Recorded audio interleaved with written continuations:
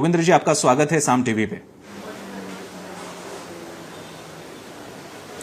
नमस्कार प्रसन्न जी। बस एक संशोधन करना चाहूँगा कि मैं निवडणूक यानी कि चुनाव विश्लेषक एक जन्म में हुआ करता था, अपने पूर्व जन्म में, और राजनीतिक विश्लेषक अपने आप को मैं कहूँ वो सही नहीं होगा, क्योंकि आज मैं एक राजनीतिक कार्यकर्ता हूँ और स्पष्ट रूप से इन चीज़ों पे एक भूमिका लेता हूँ। तो मैं नहीं चाहता कि अपने आप को केवल एक विश्लेषक के रूप में मैं पेश करूँ। धन्यवाद। जी, फिर भी आप एक जमाने में आप बहुत बड़े सेफोलॉजिस्ट हुआ करते थे, आज भी आप करते हैं। और मैं आज भी आप, हालांकि आप खुद एक राज्य के कार्यकर्ता हो, स्वराज इंडिया से आप जुड़े हुए हो, फिर भी मैं आपसे निवेदन करूंगा कि आप कृपा करके महाराष्ट्र की राजनीतिक परिस्थितियों पे आपका भाष्य करें। मेरा सबसे पहला सवाल, मेरी आपसे पहली प्रतिक्रिया की उम्मीद है, जो चल रहा है महाराष्ट्र में, कल रात से आने वाली सबसे बड़ी ब्रेकिंग न्यूज के बाद जो भी चल रहा है, आपका पहला रिव्यू क्या है, आपकी पहली इसके बारे में टिप्पणी क्या है?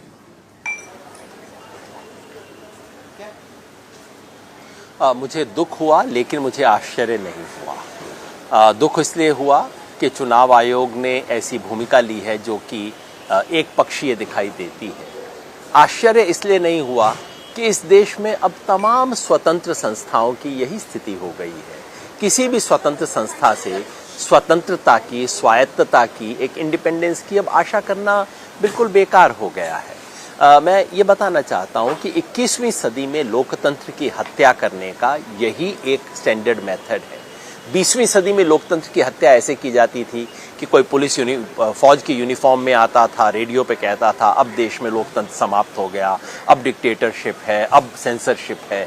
21वीं सदी में ऐसे नहीं होता। 21वीं सदी में बहुत सुंदर, प्यारे, बारीक, माहीन, नफीस तरीके से लोकतंत्र को समाप्त किया जाता है, और उसका पहला कदम होता है स्वतंत्र संस्थाओं का गला बंद कर देना। ये रूस में हुआ है, यही तुर्की में हुआ है, और दुर्भाग्यवश हमारे देश में भी यही हो रहा है। चाहे वो न्यायपालिका हो, चाहे वो चुनाव आयोग हो, चाहे वो सीबीसी हो, सीबीआई हो, ईडी हो, सब तरफ ये हो रहा है। और कल जो महाराष्ट्र के बारे में निर्णय आया चुनाव आयोग का, वो उसी परंपरा, उसी कड़ी का एक हिस्सा मुझे दिखाई देता है। जी यादव जी, आगे का सवाल यह होगा कि बहुत सारे पत्रकार हैं, शिवसेना के प्रति एक आस्था रखने वाला गुट भी है, जिनका कहना है, जो याद दिला रहे हैं इंदिरा गांधी जी की, जब इंदिरा गांधी जी के पक्ष का, कांग्रेस का तब का चुनाव चिन्ह जब ऐसी तरीके से फ्रीज हो गया था, और तब तो कोई सोशल मीडिया भी नहीं था, उसके बाद भी इंदिरा गांधी जी ने अपना नया चिन्ह लेके वो लोगों तक गई और जीती भी। तो क्या उस जमाने की या इंदिरा गांधी जी की तुलना आज के इन परिस्थितियों से हो सकती है? क्या इंदिरा गांधी जी का वो एग्जाम्पल क्या हम उद्धव ठाकरे जी के लिए यहां पे प्रस्तुत कर सकते हैं?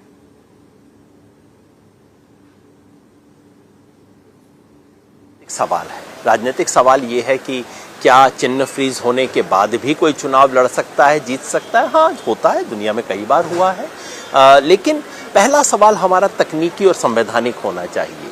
क्या जो हो रहा है वो कानूनी और संवैधानिक तरीके से सही है? क्योंकि महाराष्ट्र में ये पहला अभी मामला नहीं है ना। मामला तब शुरू होता है जब शिवसेना के अंदर विभाजन शुरू होता है, जब स्पीकर उनको डिस्क्वालीफाई करते हैं, लेकिन सुप्रीम कोर्ट इंटरवीन करता है। अब यदि हम कहें कि संविधान के हिसाब से चुनाव आयोग को पूरी मान्यता है, चुनाव आयोग को अधिकार है कि वो किसी पार्टी का सिंबल फ्रीज कर दे, बिल्कुल ठीक है, लेकिन उसी संविधान के तहत स्पीकर को भी अधिकार है कि वो मेंबर्स को डिस्क्वालीफाई कर दे। ऐसा क्यों होता है कि संविधान के एक हिस्से की मान्यता होती है, दूसरे हिस्से को नहीं देखा जाता?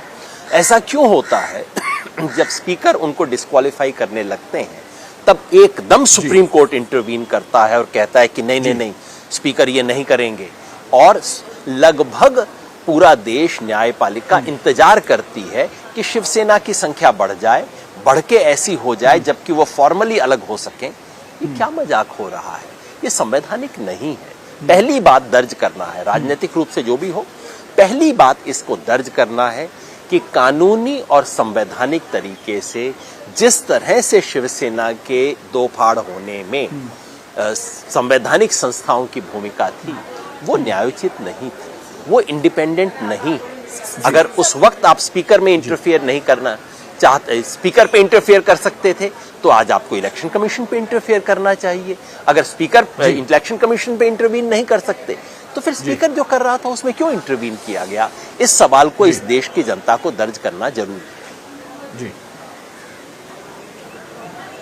जी यादव जी, एक बड़े सवाल को हमें बेपाक तरीके से उनसे स्पर्श करना होगा, वो है चुनाव निर्वाचन आयोग एवं बाकी की संस्थाओं का निष्पक्षता से काम करना। बहुत सारे लोग हैं कि जो चुनाव आयोग, निर्वाचन आयोग पे सीधी टिप्पणी कर रहे हैं, टिका कर रहे हैं, क्रिटिसाइज कर रहे हैं, आलोचना कर रहे हैं। अब बात ऐसी है कि इलेक्शन कमीशन को निर्देश दिए हैं या खुली छूट दी है सुप्रीम कोर्ट ने। जब यह मामला सुप्रीम कोर्ट में था, सुप्रीम कोर्ट ने कहा कि आप सब जाइए इलेक्शन कमीशन। अब इलेक्शन कमीशन के कोर्ट में बॉल रहने के बाद, उसके बाद सुप्रीम कोर्ट की स्टेज पार करने के बाद इलेक्शन कमीशन ने अपना यह निर्णय दिया है। क्या उसके बाद भी इलेक्शन कमीशन की स्वायत्तता, उनकी स्वयं प्रभुता, उसके ऊपर आक्षेप व्यक्त करना, टिप्पणी करना, क्या यह निर्वाचन आयोग पे ज्यादती नहीं है?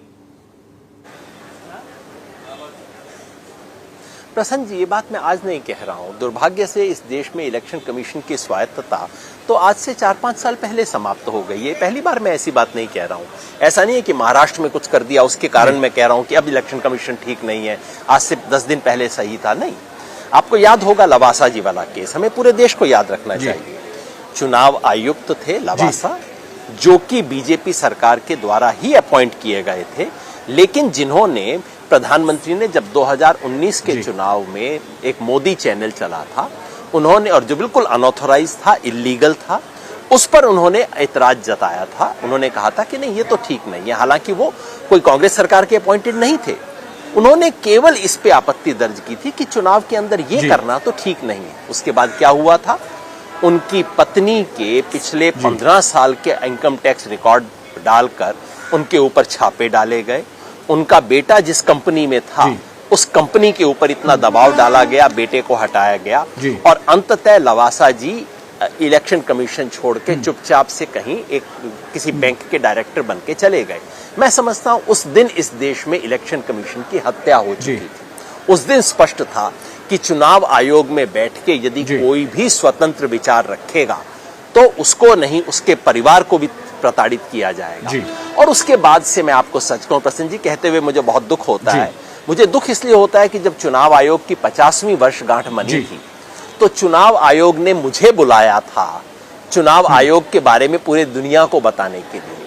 1997 की बात है, तब पूरे दुनिया से उन्होंने रिप्रेजेंटेटिव बुलाए थे और मुझे एक मुख्य वक्ता के रूप में भारत के चुनाव आयोग ने बुलाया था, पूरी दुनिया के लोगों को बताने के लिए कि भारत के चुनाव आयोग का कितना गौरवमयी इतिहास है।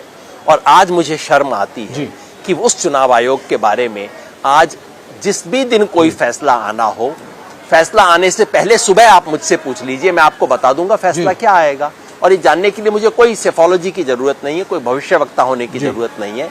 दुर्भाग्यवश बीजेपी के हित में जो केंद्रीय सत्ता में बैठे हैं, मोदी जी के और उनकी पार्टी के हित में जो कुछ उस दिन होगा, चुनाव आयोग वही फैसला देगा। दुर्भाग्यवश ऐसी स्थिति आ गई है। कहते हुए मुझे शर्म आती है, लेकिन सच्चाई तो ये है, तो बोलना पड़ेगा। जी यादव जी, अभी ये इस सारी चित्र में स्पष्टता आने के बाद अब अगला सवाल, जो बहुत ही ऑब्वियस सा सवाल है, बहुत ही स्वाभाविक सा सवाल है, वो ये है कि क्या महाराष्ट्र मध्यावधि चुनाव के सामने जा रहा है?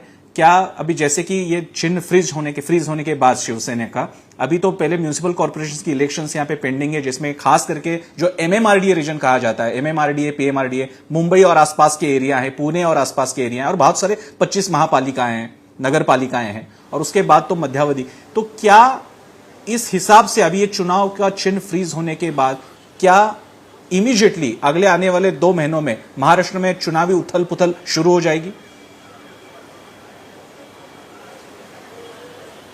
प्रसन्न जी, इस बात को तो खैर अभी नोटिस हमें करना चाहिए कि चुनाव आयोग का अंतिम ऑर्डर नहीं है, ये अंतरिम ऑर्डर है, यानी कि इंटरिम ऑर्डर है। चुनाव आयोग ने कहा है कि अभी हमारे पास समय नहीं है, तो फिलहाल हम फ्रीज कर देते हैं। तो तकनीकी रूप से संभव है कि चुनाव आयोग अपना ऑर्डर बदल ले, लेकिन जैसा मैंने बताया, जो ओवरऑल राजनीतिक माहौल है और जिसके अंदर चुनाव आयोग जिस तरह से केवल बीजेपी के इशारे पे काम कर रहा है, उसमें इसके बदलने की कोई गुंजाइश मुझे दिखाई नहीं देती है।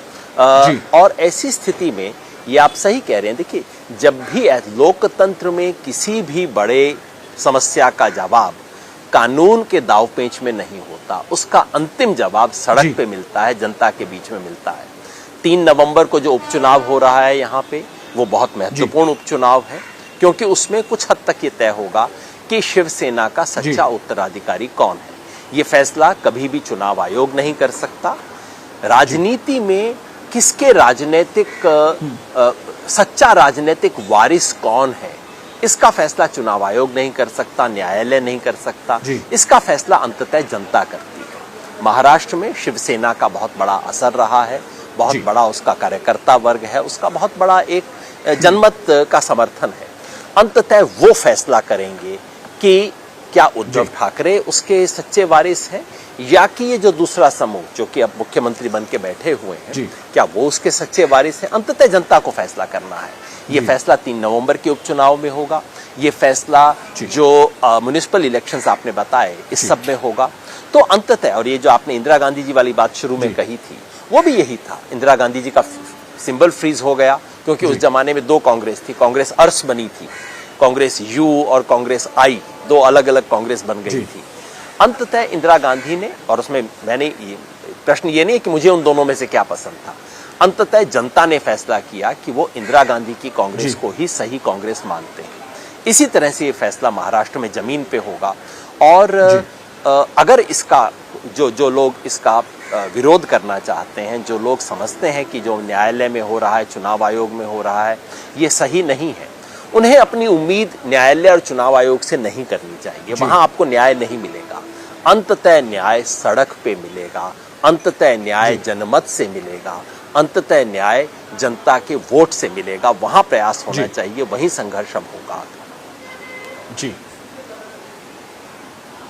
जी यादव जी, वैसे तो वोट के बारे में बात कहें तो अभी ईवीएम मशीन के बारे में भी लोगों का भरोसा नहीं रहा, पॉलिटिकल पार्टीज का भरोसा नहीं रहा। फिलहाल वो बात अलग से होगी। मैं यहाँ पे एक छोटा सा ब्रेक लूंगा. ब्रेकच्या नंतर पुन्हा एकदा आपल्याला योगेंद्र यादव यांच्याकडे जायचंय. आता महाराष्ट्रात चाललेला प्रचंड मोठं राजकीय रणसंग्राम याच्याबद्दल एका अतिशय मान्यवर अशा राजकीय निरीक्षकाची मतं आपण जाणून घेतो. थोड़ी शायद कुछ पल मिले होंगे. मैं आखिरी सवाल आपसे करूंगा. बात यह है इसके आगे जाके महाराष्ट्र की राजनीति किस दिशा से जा रही है. खास करके अभी हमें यह देखना होगा कि शिवसेना का जो एक वक्त था कि जब परमानेंट अलायंस माना जाता था शिवसेना और भाजपा, अब वो शिवसेना कांग्रेस और राष्ट्रवादी का बना है. तो महाराष्ट्र की राजनीति अगले कुछ सालों के लिए कैसे प्रभावित होगी, ये मेरा पहला सवाल. और उसी सवाल का उप प्रश्न मेरा यह होगा कि ये प्रेसिडेंस जो महाराष्ट्र में हुआ है, क्या ये प्रेसिडेंस बाकी के राज्यों के प्रादेशिक पार्टियों के लिए धोखे की घंटा बजा चुका है?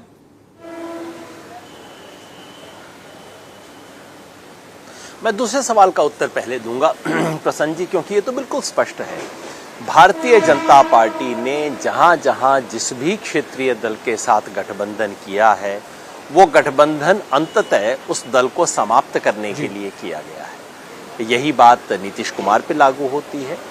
नीतीश कुमार ने इसीलिए अपना गठबंधन उनसे अंततः तोड़ा, क्योंकि उन्हें लग रहा था कि ये तो मुझे खा जाएंगे, मुझे समाप्त कर देंगे. यही काम शिवसेना के साथ हुआ है. यही काम असम गण परिषद के साथ इन्होंने किया था.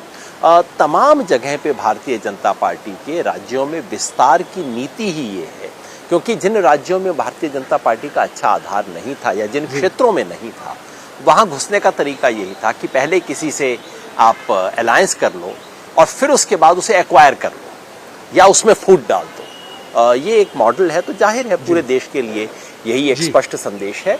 और एक बात स्पष्ट है कि एनडीए अब समाप्त हो चुका है. अब केवल बीजेपी बची है. बीजेपी के अलावा ये जो शिवसेना का ये जो है शिंदे ग्रुप, ये तो के नाम के लिए बनाया गया है. देर सवेर इसको बीजेपी में शामिल होना ही है. बीजेपी की जेब में है, बीजेपी की जेब में रहेंगे. बिहार में जेडीयू थी जो कि अब बाहर आ चुकी है. इस वक्त कोई भी बड़ी पार्टी जो स्वतंत्र अपनी आवाज रखती हो, वो बीजेपी के साथ नहीं है. तो एनडीए का जो ढकोसला था वो अब समाप्त हो चुका है. तो इस लिहाज से पूरे देश की हर क्षेत्रीय दल के लिए बिल्कुल स्पष्ट संकेत है.